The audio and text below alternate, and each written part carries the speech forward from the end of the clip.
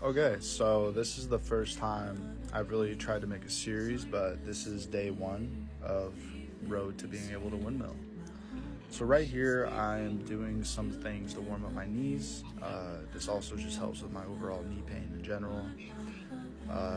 I did these static stretches and this knee warm up for probably about 10 minutes. And then I moved on to this backwards walks, and this really warms up the legs too, but it also is really good to work with your knee pain, and I did this for about 2 minutes. And then here I'm doing some hang cleans. I did about 3 sets of 5 here.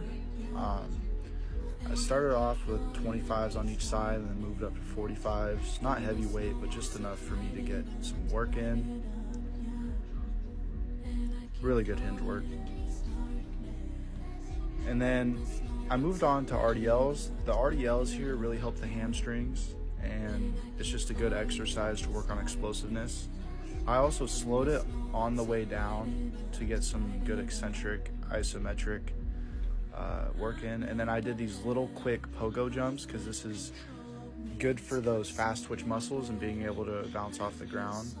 I ended the day off with some protein, creatine, and mix that with water because I'm not trying to gain too much muscle and weight right now. But yeah, that's going to be the end of day one of Road to Windmill. Didn't do many attempts today, but yeah. Alrighty, welcome back to Road to Windmilling, and this is day 2 today. So as you can see, I'm actually outside, and this is because I didn't have access to the gym today, so I had to make do with things just around my house.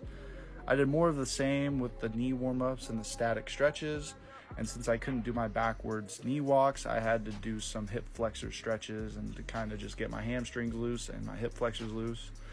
And so this journey isn't to show people how to jump higher. This is just a personal thing for me because a few weeks ago, I actually got close to windmilling. Here's the clip here. And so with that, I did more pogo jumps. These are probably going to be things I do every day.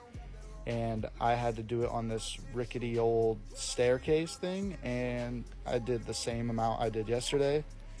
And then I did calf raises today, and I just really try to focus on squeezing at the top to really get that calf muscle activated.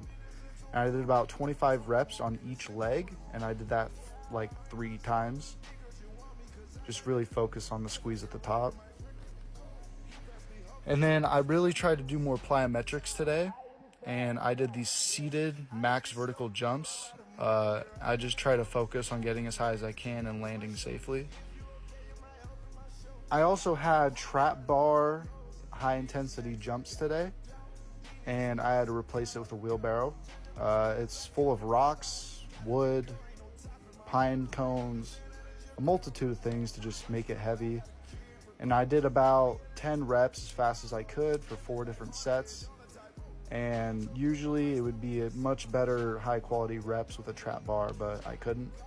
And then after this, I moved on to my 8'10" hoop, and it's stuck at that height. I can't make it shorter or higher. And so I had to just make do. And so I did some jumps to just warm myself up and get my right hand to be able to hold on to the ball more, which is my main problem with windmilling. I can't really hold on to the ball with my right hand. And so after these dunks, I actually do try some attempts while windmilling. And as you can see, I get closer and closer. And basically after this, I ended the day with an ice bath, and I get it in this next attempt, and I will see y'all next day. Alrighty, everyone. Now welcome back to day 3 of Road to Windmilling. So I know you guys probably noticed I took a couple of days off, and this is because everyone needs their rest days. And I just want to have a little PSA that my goal isn't to be a professional dunker. My goal is to make it to the next level and play college basketball. I just graduated, and I don't really know where I'm going, but I will probably be going to a JUCO. So it's important that I work on my skills as an overall basketball player. So today I just kind of worked on overall finishing and envisioning a defender in front of me to work on my shot creating skills.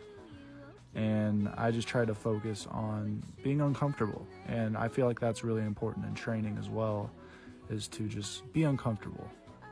You have to understand that in basketball games, you're never going to be in the exact space you want to be. You're going to have a bunch of different things. And that's really it for today. And for all you guys wondering, I did not make that windmill at the start. It was a horrible jump and I was gassed. See you guys